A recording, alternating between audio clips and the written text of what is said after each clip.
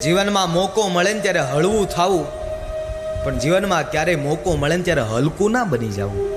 અરે આવી હારી કાયા અને આટલો સુંદર મજાનો પરિવાર મળ્યો હોય, માણસ જ્યારે નક્કી કરી લે મારે મારા દેહને ટૂંકાવવો છે. પણ યાદ રાખજો વાલા ભક્તો, કે આ દુનિયામાં સૌથી મોટામાં મોટું કોઈ પાપ હોય તો એ પાપ માત્ર ને માત્ર આત્મહત્યા છે.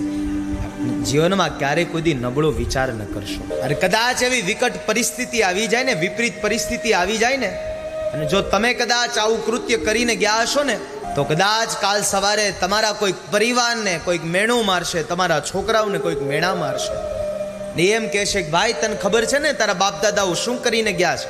જીવનમાં ક્યારેય કોઈ દી નબળો વિચાર ન કરશો.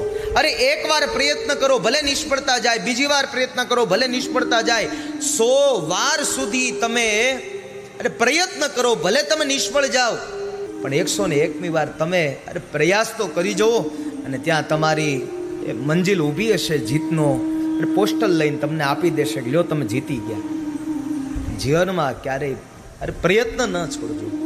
એટલા માટે સંસ્કૃત સાહિત્ય કહે છે, કૃતે પ્રયત્ને કિમ ન લભેત.